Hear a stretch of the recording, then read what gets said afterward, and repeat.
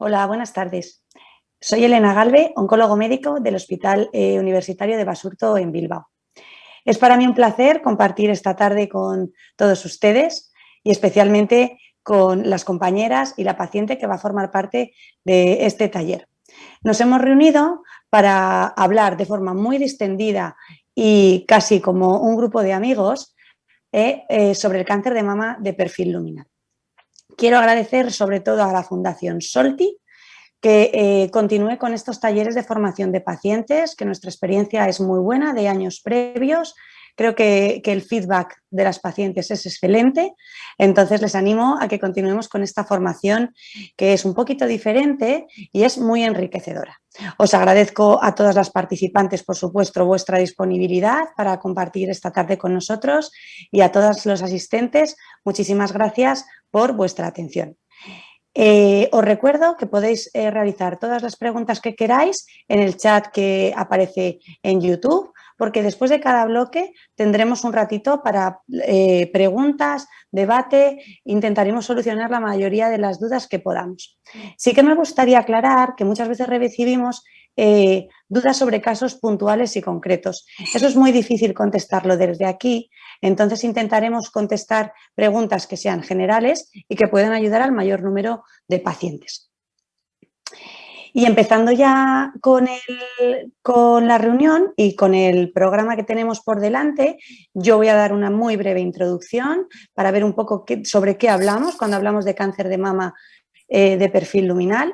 Después me seguirá la doctora Carmen Hinojo, que nos va a hablar sobre actualización del tratamiento en cáncer de mama luminal. A continuación tendremos nuestro debate de este primer bloque. Posteriormente, la doctora Ane Zumárraga nos va a comentar aspectos prácticos sobre el tratamiento en este subtipo. A continuación, Ana Isabel Arberas, una de nuestras pacientes del servicio de oncología de nuestro hospital, nos dará su testimonio, que haremos más bien una charla que sea amena para compartir su experiencia. Posteriormente veremos los proyectos que tiene el Grupo Solti en marcha y a continuación es un placer contar con la doctora Ana Casas, que nos va a actualizar el proyecto HOPE.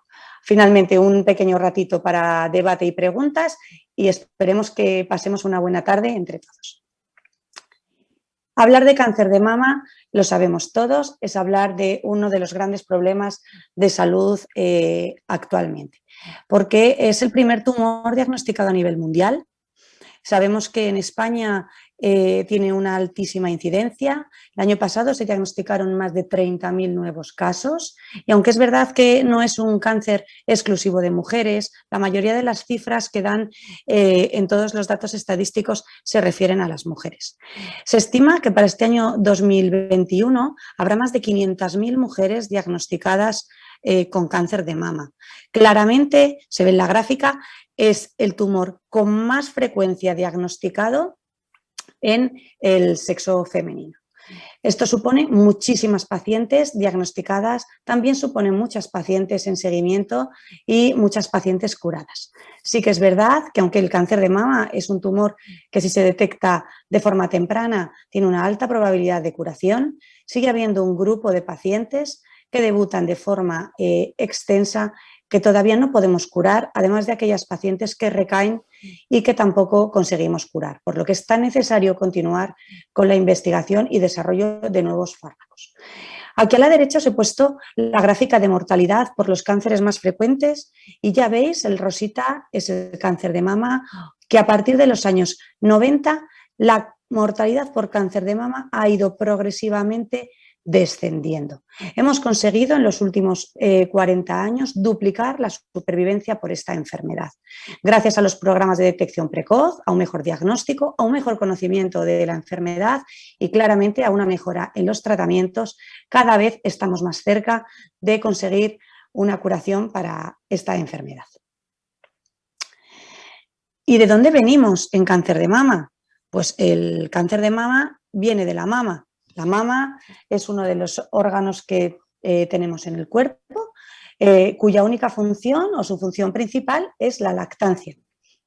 La mama está compuesta por un tejido de sostén y además tienen partes glandulares compuesta por lobulillos que producen la leche y por conductos que llevan la leche desde su producción hacia el pezón. Además, por supuesto, tiene tejido muscular, vasos sanguíneos, arteriales, venosos, linfáticos y además toda esta función de lactancia se regula a través de las hormonas. Hormonas que de forma normal se producen, como son los estrógenos, cuya función es el mantenimiento de estos tejidos de la mama, y la progesterona, que es la hormona que prepara la mama para la lactancia. Posteriormente, la lactancia se lleva a cabo por otras hormonas como son prolactina y oxitocina en el momento del posparto.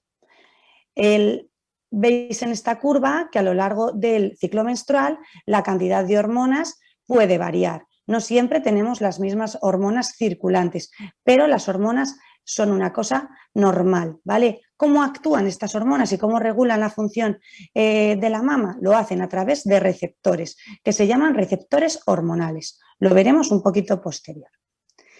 Y cuando hablamos del cáncer, ¿a qué nos referimos? ¿Qué es un cáncer? Todas nuestras células se reproducen, crecen de una forma controlada y mueren programadas. Cuando una célula, por la causa que sea, por una mutación o por la causa que sea, pierde esa capacidad de morir de forma programada, empieza un crecimiento descontrolado y una multiplicación descontrolada, que es lo que es el cáncer. Por eso, cuando consultan muchas de nuestras pacientes, consultan por un bulto, consultan por un nódulo y cuando lo vemos en imagen vemos estas especie de masas o de bultos, tanto en una mamografía que os he puesto aquí como ejemplo, como en una resonancia. ¿Por qué? Porque es un acúmulo de células y de tejido que ha crecido de forma descontrolada.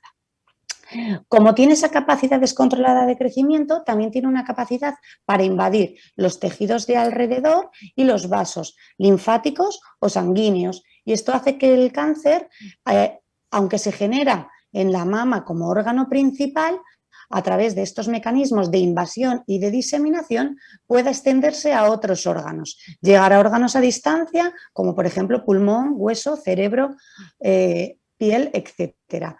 Y es cuando hablamos de metástasis. Llegan las células al órgano, crecen de forma también incontrolada y forman la metástasis.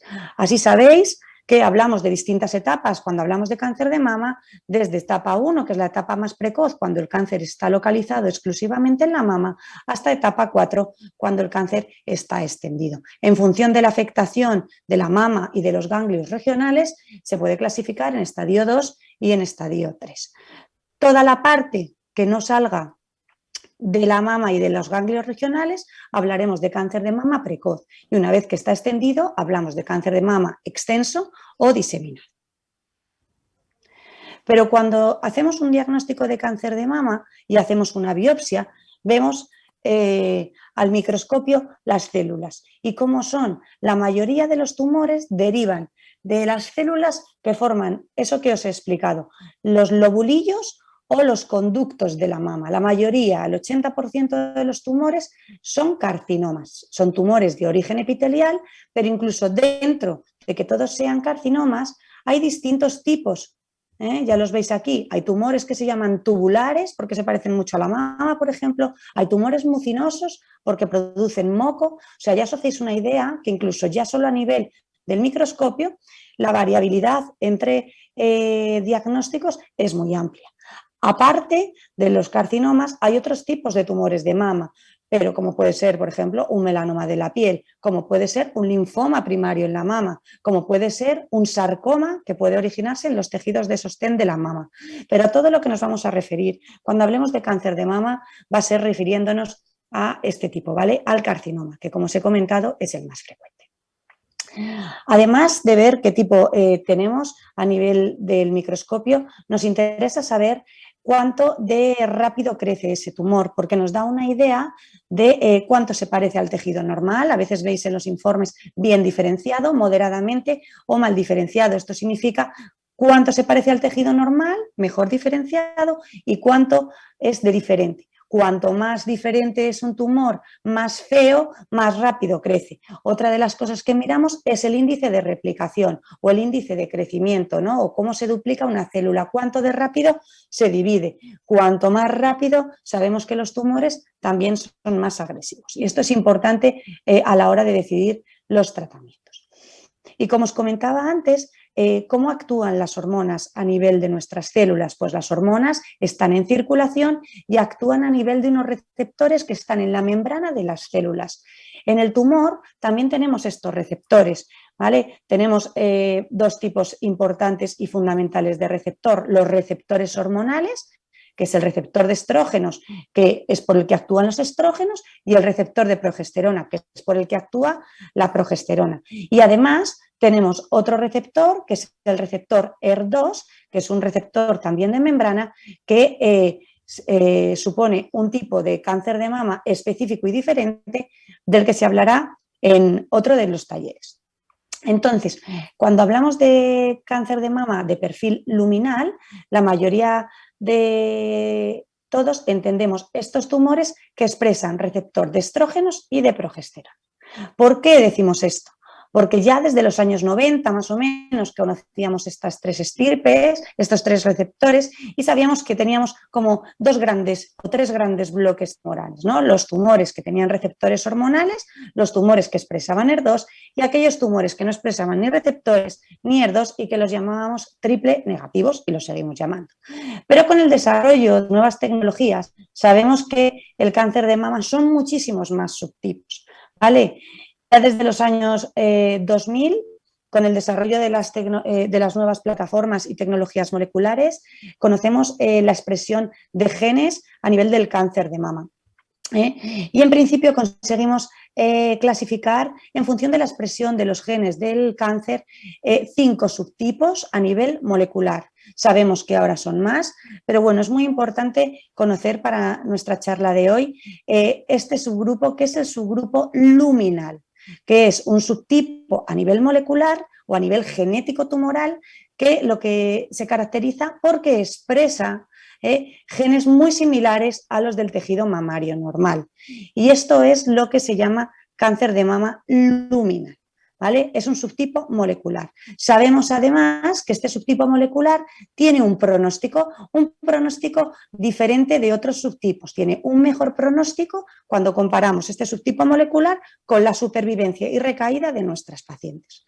Como a nivel molecular no tenemos estas plataformas para hacer, a nivel clínico, perdonad, no tenemos esta opción de hacer secuenciación genética a los tumores de nuestras pacientes en la clínica, sí que podemos hacer una inferencia de los hallazgos que tenemos en la biopsia con esto que os he comentado. Los receptores hormonales, el perfil de diferenciación para poder clasificar en clínica y tomar decisiones como tumores luminales.